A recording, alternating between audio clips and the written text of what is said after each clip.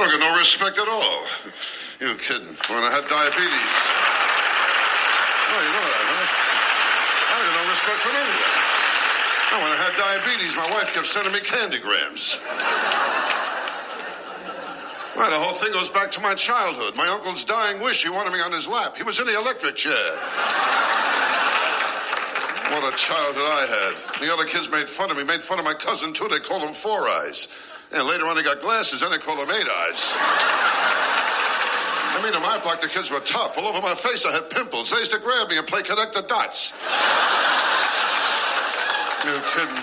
Oh, when I was a kid, I went through plenty. When the first time I hitchhiked, I got beat up. I used the wrong finger.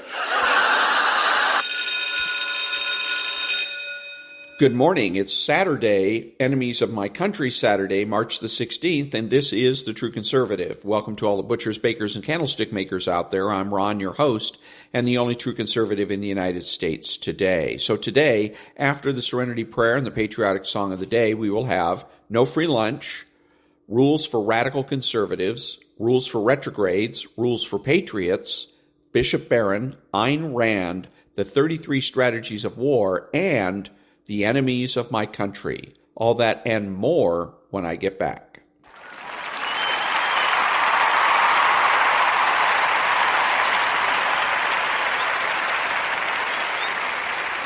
God, grant me the serenity to accept the things I should not change, the courage to change the things I should, and the wisdom to know the difference. Amen.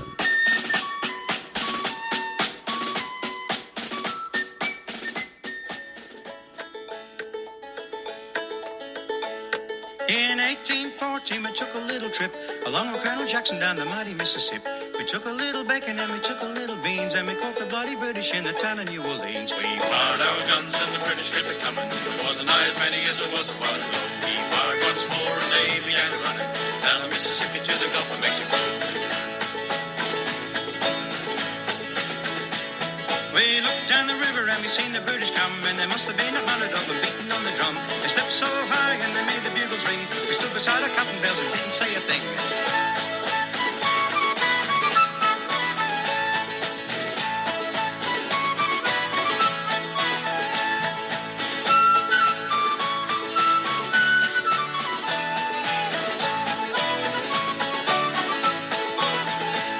Oh, Hickory said we can take them by surprise. If we didn't fire them up until we looked them in the eye. We held our fire till we see the faces well. Then we opened up a squirrel guns and really gave them hell. We fired our guns and the British kept it coming. There wasn't as many as there was a while ago. We fired once more and they began to run down the Mississippi to the Gulf of Mexico. Yeah, they ran through the briar and they ran through the bramble, and they ran through the bushes where a rabbit couldn't go. They ran so fast the hounds couldn't catch them down the Mississippi to the Gulf of Mexico. We fired our cannon till the barrel melted down, so we grabbed an alligator and we fought another round. We filled these head with cannonballs and powdered these behind, and when we touched the powder off, the gator lost his mind. We fired our guns and the British kept it coming. There wasn't as many as there was a while ago. We fired once more and they began to run down the Mississippi to the Gulf of Mexico.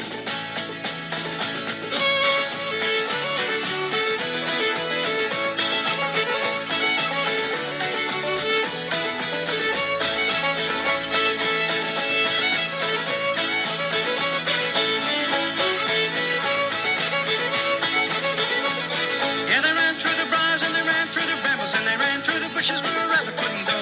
They ran so fast the hounds couldn't catch them down the Mississippi to the Gulf of Mexico.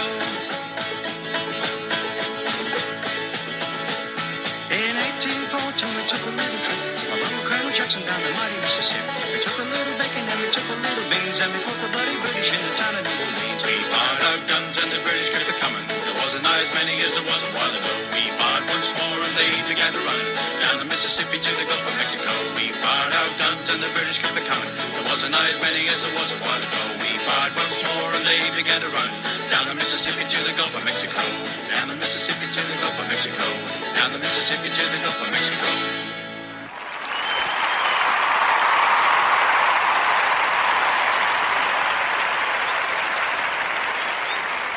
Thank you. And now there's no free lunch, 250 Economic Truths by David Bahnsen.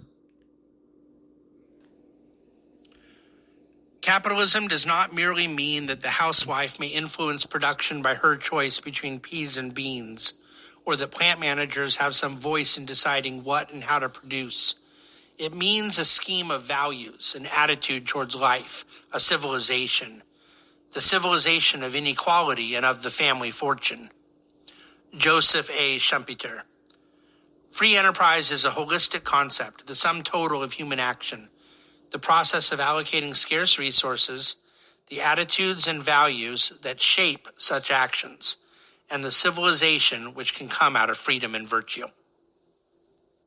And that was There's No Free Lunch by David Bahnsen. Back in a minute.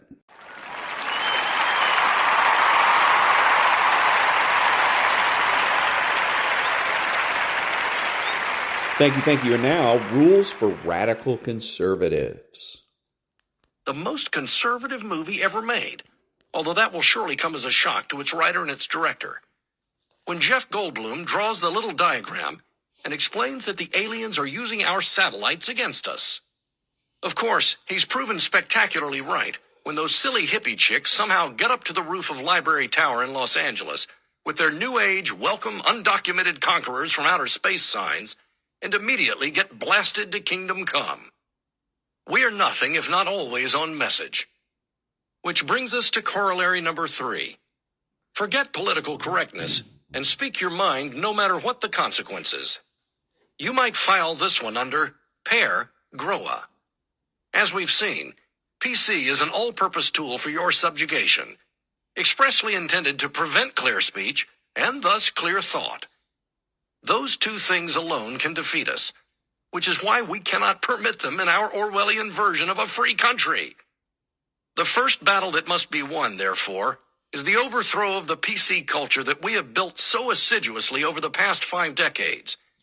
And that means taking a chapter of our own playbook, the comedy of the 1950s and 1960s that pushed the envelope, Lenny Bruce et al., a direct challenge to the prevailing authorities, and wielding it against us. Oh, my sweet beloved Gaia, I can hear you muttering. Lenny Bruce, that pornographer? That foul-mouthed, unfunny New Yorker? Actually, he was from Long Island, but I can read your subtext. Dave, are you kidding? No. One of the reasons you've been on the losing side in the culture war since the 1960s is, well, how can I put this? You're not funny. Why is this important? Humor changes from generation to generation, like tastes in music, like tastes in dramatic structure. Try watching a movie from the 1950s and see how slowly it moves. The 4-year-olds in the audience are crying from boredom they're so far ahead of the plot. And what's funny to one group is not necessarily, in fact, usually is not, funny to another. Big deal. There's no such thing as an absolute in humor or other cultural issues. And if you don't believe me, just ask Red Skelton. The point is to be on top of things. The point is to move the ball. The point is to change the culture. And that's what Bruce and others like him did. They changed the culture. Whether you lot liked it or not, and you didn't, they changed the acceptable standards of discourse, and they retrained the nation's attention away from one set of preoccupations to another. It wasn't always pretty, and it wasn't even always particularly funny, but it worked. And all of a sudden, the standards that your side had assumed were immutable were gone. So learn to speak your mind, even if, especially if, you were threatened with arrests, fines, imprisonment, whatever. So was Lenny Bruce. As the old Tammany hacks knew, them what holds the nightstick enforces the laws via the cracking of heads. Unless you break the magic spell of political correctness, you cannot defeat us. Because each time you censor yourselves is one fewer time we have to try and do it for you. Which is why I am thinking of the public enemy, the Cagney character, the snarling, vicious layabout and psychopath named Tom Powers. That's us. As tough a legend in our own minds as Powers is, until the night he tries to test his manhood one last time and emerges into a driving rainstorm ventilated. I ain't so tough, he mutters, and then collapses into the gutter. Strip away the myth, and you are left with only the man, who in our case really ain't so tough. From the lake of fire to the gutters of Chicago is not such a long journey after all. That is our circle of life. Not dust to dust, but arrogance to discomfiture. Endlessly looped like a bad porn movie, starring Lucifer, Beelzebub, Moloch, Belial, and me. Know this about us. Use that knowledge against us. Or else, as Ivan Drago says to Rocky Balboa, you will lose. Use our weapons against us. Since there's no idea too ridiculous for us to entertain, take out to dinner, and even home to meet the parents, I'm surprised that up to now, you haven't been putting your best minds to work on this problem. Just as during and after World War II, the U.S. recruited some of the smartest and most daring young people in the country to join the fledgling CIA and other intelligence agencies, in order to have some defense against the attacks that had already started with the theft of the Manhattan Project secrets by your country's ally, the Soviet Union.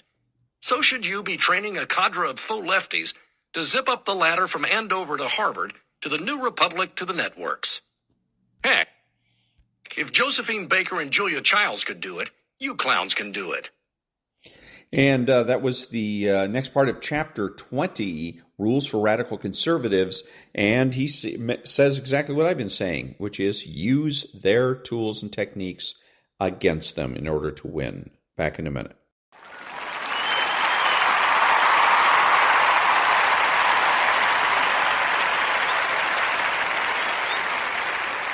Thank you. And now, Rule 32 from Rules for Retrogrades, about 4.5 minutes long.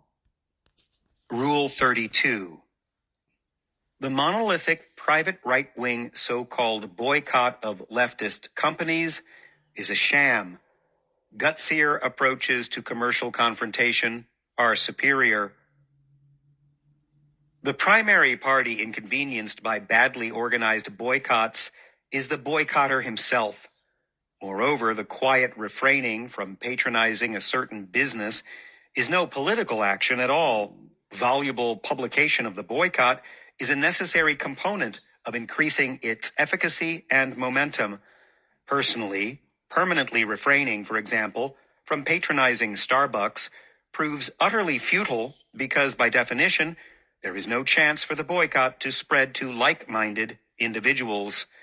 On the other hand, boycotts are frequently quite effective if sizable, definite in time period, and well coordinated. But if monolithic, indefinite in duration, or non-orchestrated, they are virtually useless. Now, there is nothing immoral in inefficacy.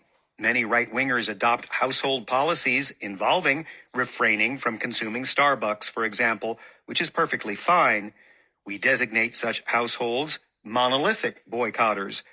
Such campaigns are simply ineffective and shouldn't be considered the standard for retrogrades, whose watchword is not only principle, but also efficacy. More often than not, the monolithic boycotter proves to be the one, virtue signaling to the retrograde, not the other way around. That is, the lone boycotter is usually the agent of hypocrisy, although it is a counterintuitive thought. Here's why. Generalizing for a moment, the profile of this too-busy-to-get-involved right-winger is that of one who is usually trying to substitute his ineffective private boycott for recognizable real political action against the wicked radical company being taken by retrogrades. Still generalizing, the monolithic boycotter is usually the one on his high horse, rallying against the vastly more effective retrogrades who are actually making a dent, perhaps as they drink coffee. All this adds up to a hypocritical preachiness heard all too often from uninvolved conservatives. Far more effective, if more laboriously orchestrated, techniques and actions against radical corporations are smear campaigns like old-fashioned picketing, aggressive contra articles or commercials, or celebrity interventions. For example, an ad that says, Starbucks supports the following monstrous causes, and then lists them. Damaging ads and published attacks frequently work because global companies prize their brand, which equates to future profits as highly as they value current profits. When an uninvolved conservative monolithically boycotts, he damages neither the evil company's present profits, because billion-dollar companies don't notice the opportunity cost of a cup of coffee, nor its future profits, because the boycotter has done little or nothing to damage the company's brand. The company's evil continues unabated in the face of the monolithic boycott. In the logic of the fight, damaging the radical company's priceless brand is the most effective thing a retrograde can do, even if, for the sake of argument, he's consuming the company's product as he does it. There is little or no contradiction in consuming coffee while attacking the coffee's wicked allocation of profits, because the retrograde never formally cooperates in Starbucks' intents. The best attempt to bring down a radical brand is the direct example, either forcing a change in profit allocation or actively ruining the brand's reputation. Once more, the watchword is not just principle, but efficacious principle. Making needed sacrifices is the most beautiful aspect of the fight.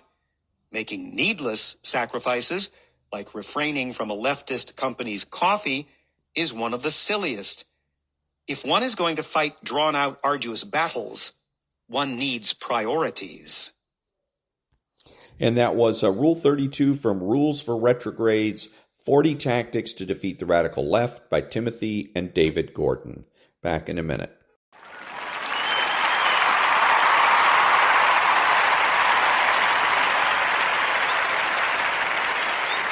Thank you. And now, Rules for Patriots. Chapter 7. Commandment number 6. Never abandon your base unless they're morally wrong. The only political party in America that despises conservatives and libertarians more than the Democrats is the Republicans. That's right. I said it. That just happened. I went there. Fellow patriot, you know this to be true. You just don't want to admit it to yourself, and I don't blame you. For several years, I didn't want to admit this to myself either. It's in our nature not to accept such inconvenient truths until we come face to face with them. But after years of being stabbed in the back by the leadership of the Republican Party, I am reminded of the words of Thomas Jefferson. If I could only go to heaven with members of a political party, I would rather not go at all. In 2008, I watched Mitt Romney spend millions of dollars trying to define Mike Huckabee as some sort of 1970s-style West German Christian socialist. Then I watched his minions spend $15 to $20 million trying to destroy Newt Gingrich in the 2012 Florida primary, even claiming that Gingrich was anti-Reagan during the 1980s, despite the fact Michael Reagan, the former president's son, had endorsed Gingrich for president. This from the man who in 1992 voted for Paul Tsongas in a Democrat primary, and in 1994 ran for U.S. Senate against Ted Splash Kennedy in opposition to Reagan Bush. This charade prompted Sarah Palin to respond on her Facebook wall with a note titled, "Cannibals and GOP Establishment Deploy Tactics of the Left." Yet during the 2012 general election campaign, Romney was silent when President Obama came out against marriage after the North Carolina primary, never went to Wisconsin to help Scott Walker during his recall, and punted on making an issue out of the Fast and Furious gun-running scandal that led to the deaths of American citizens from weapons the Obama regime funneled to drug cartels and illegal aliens. Romney even remained mum on Fast and Furious after the White House nefariously claimed executive privilege rather than demand its Attorney General Eric Holder turn over to Congress documentation about the scandal. You can bet your sweet bippy that if the Democrat nominee for president was challenging a Republican incumbent under such suspicion, he and the entire media would be calling for impeachment proceedings, let alone the havoc they'd wreak on the campaign trail with it. But as is typical of the Republican Party establishment, Romney was more willing to go after conservatives in his own party in the primary than he was the Democrats in the general election, which we've seen time and time again. We saw John McCain in 2008 lecture us repeatedly to accept amnesty, and then scold conservatives for referring to his general election campaign rival by his real name, Barack Hussein Obama.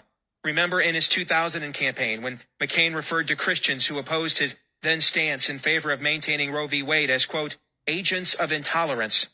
McCain can hug Obama and then shank us. As my friend Daniel Horowitz at the Madison Project once said, it's tough to confront the enemy with a gun to your head while you've got a knife stuck in your back. Almost as if he was channeling the misguided maverick, one of Romney's top campaign aides, Eric Etch-a-Sketch Fenstrom, referred to Christians who believe in the Bible's teaching about homosexuality as, quote, voices of intolerance within the Republican Party. Somebody should have asked Fenstrom if those voices of intolerance within the GOP include Romney's own Mormon church, which helped bankroll the Proposition 8 effort to save marriage in California and teaches that all sexual relations outside of a lawfully married man and woman are sinful. With friends like that, who needs liberals, right?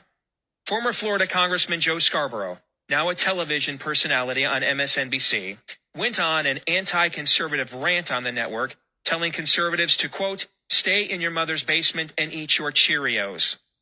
Quote, you know you can go online and act like a jackass and say what you want to say, and now everybody is calling Jeb Bush a rhino, Republican in name only. Just shut the hell up. You can stay in your mother's basement. You can eat your Cheerios. You can type on your dingy laptop. That's all you got. But you are not the future of the Republican Party. So just keep screaming at your walls downstairs. Your day is done.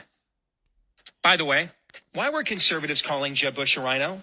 Because he was telling us to sell out our cherished principles all the more, just like his father did when he violated his read my lips, no new taxes pledge after becoming president.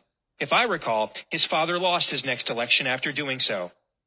Because in 2013, Jeb Bush was giving Hillary, I still have no idea what Benghazi is, Clinton, a Liberty Medal, for goodness sake. Every time we follow the advice of the Jeb Bushes and Joe Scarboroughs of the world, we lose. I mean, who doesn't remember the Dole presidency? Or Presidents McCain and Romney? Good times. And that was the beginning of chapter 7 or 9. Actually, it says 9 here. And Rules for Patriots by How Conservatives Can Win Again by Steve Deese. Back in a minute.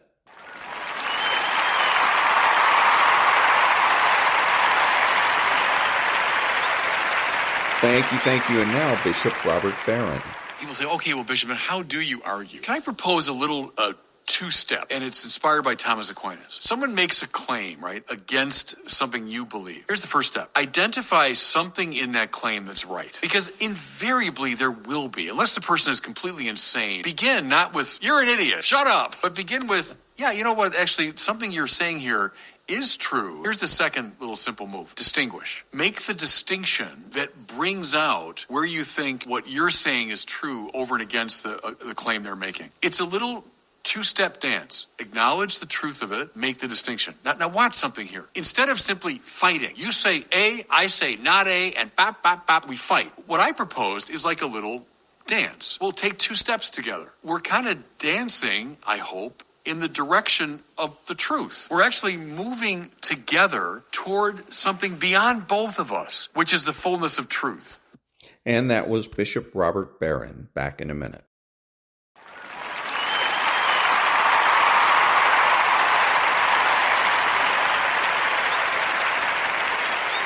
Thank you. And now the Ayn Rand thought of the day. Quote, it is the educational establishment that has created this national disaster.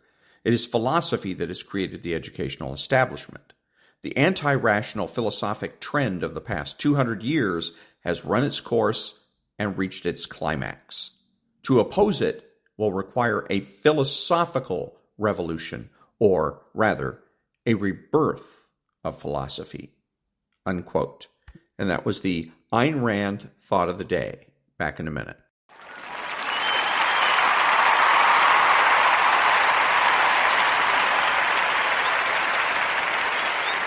Thank you. And now, the Daily Law for March the 16th.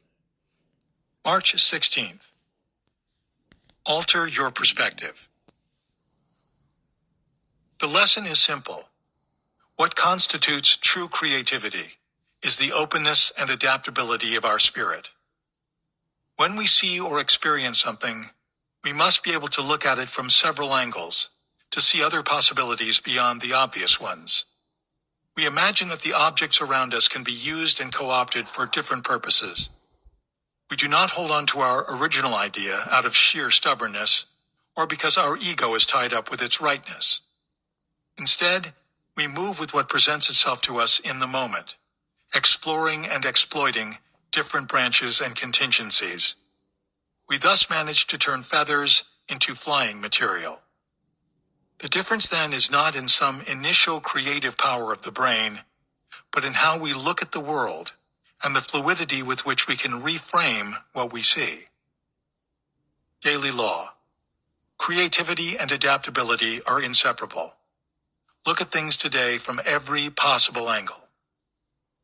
Mastery, Chapter 5, Awaken the Dimensional Mind, the Creative Active. And that was the Daily Law for March the 16th from The Daily Laws by Robert Greene. Back in a minute.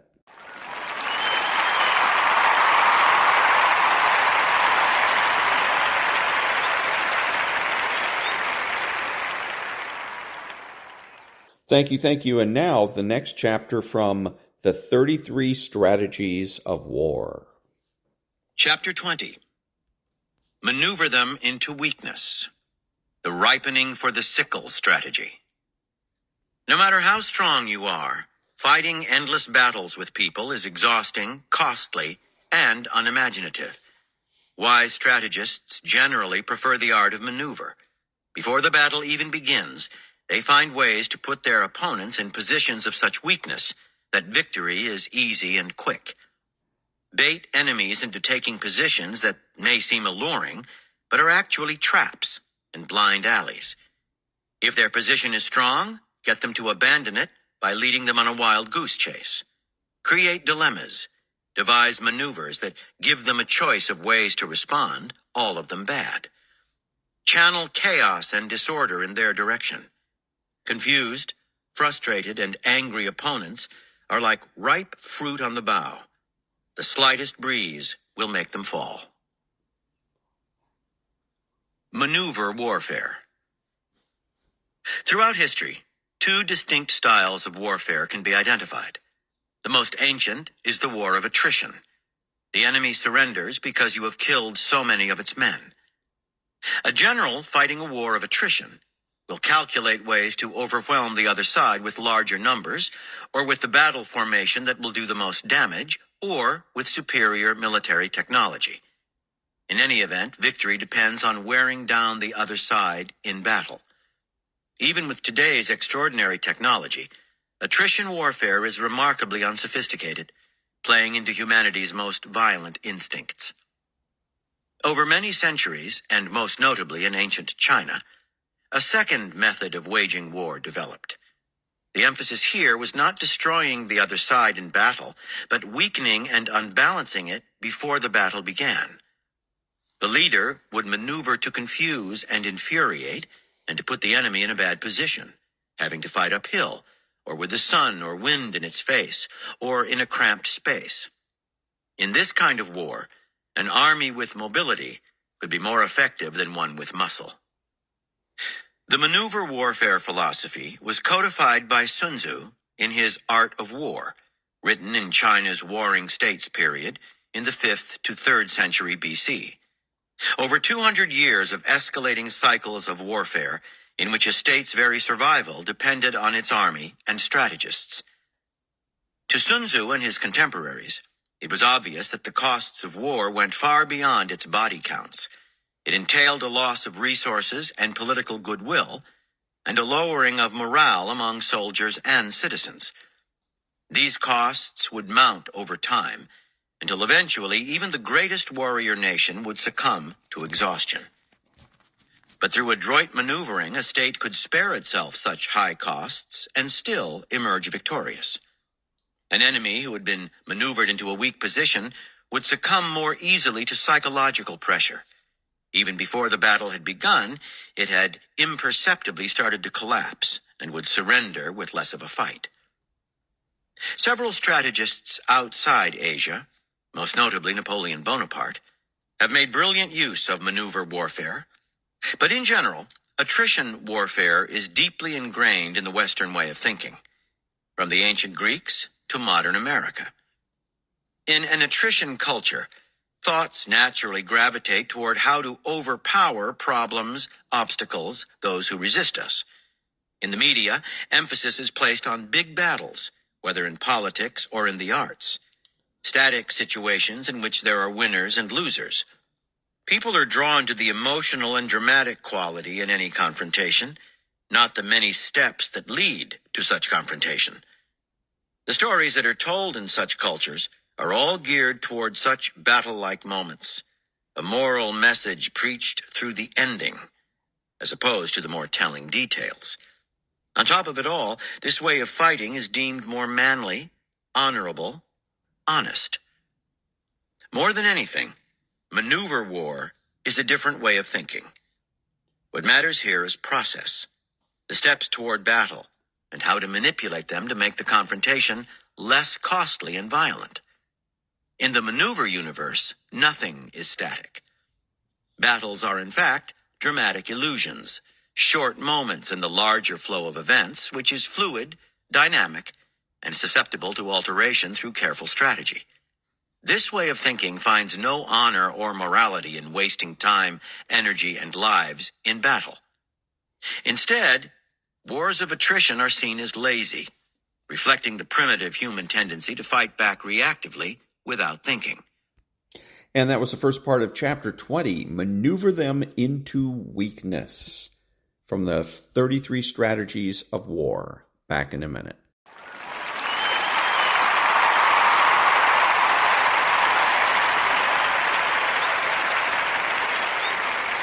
Thank you. And now, chapters 42, 43, and 44 of The Enemies of My Country. 42. Ross Sedor accelerated his Subaru WRX up the fast lane of I-95, scanning for speed traps in the trees to his left. Looking forward, he saw a minivan abruptly change lanes in front of him and slammed on his brakes to avoid hitting it. From the passenger seat, Stephanie said, "Jesus, babe, watch out." Ross said nothing, directing his energies instead to trying not to explode into a screaming fit of profanity at the minivan driver who trundled along completely oblivious to the outside world. That driver had suddenly changed lanes in an attempt to overtake a semi, but upon blocking the fast lane to all progress by sentient drivers with an eye for punctuality, he or she had since forgotten to accelerate. Now both lanes were blocked, and Ross was in ever-increasing danger of failing to deliver Stephanie to her wedding rehearsal on time. Of course, it was technically his rehearsal too, but the entire wedding process, he'd learned, really had nothing to do with the groom. Aside from offering a few trite opinions on the decorations, attire, and reception menu options, his role was largely relegated to showing up. And, of course, getting them both to the church in time for the rehearsal. That minor detail was currently his chief concern. Having been unable to knock off work completely, he'd been relegated to packing the car in advance, then squeezing out as soon as he could to set out northward to Stephanie's hometown. Now he was barreling up I-95, fighting his way through traffic to reach Northside Church in time for their latest possible rehearsal slot at 5. With the obstinate minivan driver refusing to apply a few pounds of pressure to the gas pedal, Ross whipped into the slow lane and tailgated the truck instead. He hoped the semi-driver would take mercy on him, accelerate by just a few miles an hour to create a gap big enough for him to exploit, but the big truck ambled along on cruise control that, by Ross's estimation, appeared to be set exactly at the speed limit.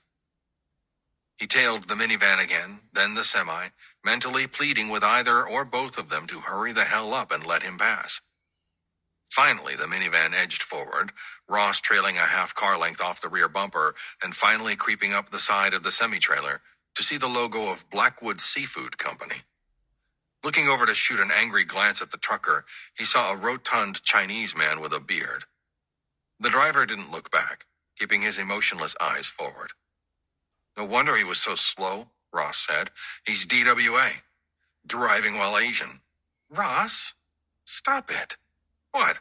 I'm not saying they're terrible people, just terrible drivers." The minivan finally engaged its turn signal, and then began a 10-second lane change back onto the right side of the road where it belonged. Ross floored the gas, roaring past the pair of sloths and letting out a whoop of victory as he flew by a large sign with a red heart that read, "Welcome to Virginia." 43. The crowd around Worthy began cheering at the first sound of the aircraft approaching the Charlottesville airport. He caught a glimpse of them seconds later, flying low over the horizon on their final approach. The helicopters were unmistakable, a pair of Sikorsky VH-3D Sea Kings, their bodies olive drab and bearing the seal of the President of the United States beneath gleaming white upper surfaces marked by the American flag. Whichever one held the President, and Worthy had no idea, flew under the call sign of Marine One. The two helicopters thundered over the tarmac as three trailing aircraft swept into view. These were MB-22 Ospreys, whose tilt-rotor assemblies gave them the appearance of an insect-like mashup between a cargo aircraft and helicopter. The Ospreys carried White House staff and an additional contingent of Secret Service agents, descending to land in sequence only after the two Sea King helicopters had touched down and begun taxiing behind the main terminal building, out of Worthy's view. He pulled out a phone and texted the designated brevity code, "See you soon." Even though Ian had performed some cyber wizardry to prevent Duchess from tracking their personal phones, today they relied on a network of prepaid cellular devices, complete with brevity codes for fear of some classified Secret Service capability intercepting their communications and finding them suspicious. Yesterday, David had informed the team of his meeting with Duchess. To his credit, he said that once the agency realized their weapons and equipment were missing, David would assume all responsibility, claiming he lied to his team and said he was under orders from Duchess herself. As if she'd believe that. Still, it was a noble effort on his part to manage a situation that had spiraled out of control. Whatever the fallout, the ISOFAC was cleaned out and they were a day, if not mere hours away from being caught in the act of usurping not just their previous authorities, but the legal sanctions governing all U.S. citizens. But until they were busted for sure, David's plan was to have the team strung out along the president's route, so that even if a response wasn't required, they could at the very least be informed in real time. At his overwatch position outside the Charlottesville-Albemarle Airport, standing amid throngs of civilians lined up for the spectacle currently unfolding, Worthy was the first of his team with eyes on the presidential motorcade. And when he caught his first glimpses of it, he felt a keen sense of humility. Before his assignment to the team, Worthy had been a bodyguard to unarguably the most feared and respected leader of any criminal syndicate. He'd been selected for his competitive shooting abilities, having none of the public relations considerations of the suited Secret Service agents that the public observed on a regular basis. Instead, he'd openly worn a highly modified competition pistol with a barrel extension, reflex sight, and extended magazine that would allow him to react to any close-range threat with lethal precision. But even he was merely the central cog in many concentric rings of security around his primary, and even that some collective protection paled before what he saw now. The first vehicles to pass him were a mix of Virginia State Police and Charlottesville PD cruisers, a melee of patrol cars, SUVs, and motorcycles that ripped past with their lights blazing. Some would remain ahead of the convoy, while others were designated to block intersections, and it wasn't until a dozen vehicles had passed that he caught his glimpse of the real convoy. The first jet-black Suburban to pass him was known as the route car, the vehicular equivalent of a point man for the president's convoy. It was trailed by an identical SUV called the pilot car, flanked on all sides by state police motorcycles. Then came the sweepers, a half-dozen police cars serving as a protective buffer before the lead car, a Secret Service Suburban that preceded the presidential limo. Or, to put it more properly, one of 3 presidential limos. They were indistinguishable from one another, down to the license plates, a trio of hulking black limousines whose front headlights were crested with the American flag on one side and the presidential flag on the other. While they looked big enough to transport a large group of people, Worthy knew that the rear seating was virtually shoulder to shoulder between the extensive armor and internal oxygen supply that would protect the occupants from any conceivable attack. Though who those occupants were was a mystery to anyone outside the convoy. While the limo carrying the president was designated stagecoach, the other 2 were merely spares, implemented to conceal the president's location as they swapped positions in a fluid choreography. In the event of a ground attack, the 2 spares would serve as blocking forces or outright battering rams to pummel the stagecoach away from the threat. The limos were trailed by two more Suburbans, their purposes distinguishable to Worthy at a glance. First was the halfback, carrying a heavily armed contingent of Secret Service agents with body armor and assault rifles. The tailgate was open, revealing a rear-facing third row with shooters facing out. The second was called Watchtower, its roof and rear bumper bristling with antennas. This was the electronic countermeasures vehicle capable of jamming electronic explosive devices. If Bari Khan tried to employ the rockets against the convoy, the Watchtower truck would detect the oncoming projectiles and deploy flares and chaff upward in an attempt to cause early detonation. Then came the support vehicle, with the president's key staff and the control vehicle carrying the top military aide with his football, a 45-pound briefcase whose contents allowed the president to authorize retaliatory options ranging from a single cruise missile to a full nuclear strike. Behind the support vehicle was the CAT, a counter-assault team whose shooters filled two Suburbans. The men inside were the closest approximation to Worthy's team, outfitted in body armor and with enough weaponry to maneuver on heavily armed enemy forces if required. They were trailed by the Intelligence Division vehicle, where people like Ian were hurriedly compiling real-time reports from local and national intelligence assets to determine if any changes to the convoy's route were required or if an immediate evacuation was in order. And the show wasn't over yet. A giant quad-cab pickup with a covered trailer served as the Hazard Materials Mitigation Unit, capable of detecting and responding to chemical, nuclear, and biological attack. The final elements of the convoy included vans transporting the White House press corps and reporters from national news outlets, and a mobile command and control vehicle known as Roadrunner that kept the communications relays to the White House running securely. Behind it was the president's personal ambulance, and finally a bevy of marked and unmarked police vehicles serving as the rear guard. Impressive as the convoy was, Worthy knew it was merely one of more than a dozen that Ford deployed ahead of the president who, during campaign season, could require them in 2 or 3 cities in a single day. The convoy threaded its way along Town Center Drive toward US 29 South, its immediate defenses just one of many elements put into place ahead of the president's travel. Worthy could still see sniper and spotter teams atop the terminal building, their rifles out of sight as they scanned the crowd with binoculars. And it didn't take a tactical genius to spot the plainclothes officers and agents in the crowd around him, to say nothing of those circulating around Charlottesville during the team's reconnaissance efforts over the past few days. He didn't know the full extent of protective assets staged along the convoy route and around Monticello itself, though he could reasonably suspect the number of men and women involved numbered in the hundreds. Worthy just hoped that today it would be enough to protect the President of the United States. 44. Riley's position in the outdoor seating area of Seville Burger and Brew afforded him a complete, if somewhat noisy, view of US 29 as it merged with US 250 and circled around the west side of Charlottesville. He'd spread out his meal as long as he could to occupy the table, starting with a twin round of appetizers before putting in the order for a medium-rare burger with all the toppings that the restaurant had to offer: bacon, fried egg, and jalapenos for starters. For Riley, this wasn't exactly a hardship duty. His physical size required a lot of calories to maintain, and he had a ravenous appetite. There was little that even an American menu could throw at him that wouldn't be quickly suppressed by the energy expenditure of his workouts, and that held doubly true as he faced the imminent prospect of lifelong incarceration with food that would be far worse than what he could buy in Charlottesville. Matter of fact, he hoped to have time for a quick dessert before relocating to his next position to survey the presidential convoy's return to the airport. That was, if the convoy made it that far.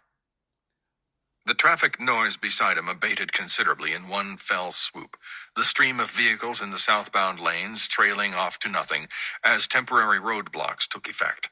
This was followed by the excited chatter of his fellow diners as the motorcade appeared, its arrival heralded by a fleet of police vehicles with their red and blue light bars flashing. Riley texted his brevity code to the team, "On my way," and then waited for something further to report. But the long row of sleek black vehicles surrounding a trio of presidential limousines continued past him unhindered. There was no drama, no thunderclap of rockets from the sky, Nothing but the sun and sky and civilians around him enjoying their lunch. Riley looked up as his waitress reappeared, setting his burger down in front of him. "Thanks," he said. "Name's Riley, by the way." She smiled politely, muttered some blithe response, and walked away. Shrugging indifferently, Riley turned his attention to his plate.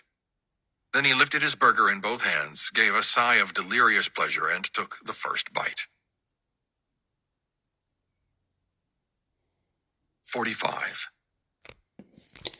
And that was chapters 42, 43, and 44 from The Enemies of My Country by Jason Casper. Back in a minute.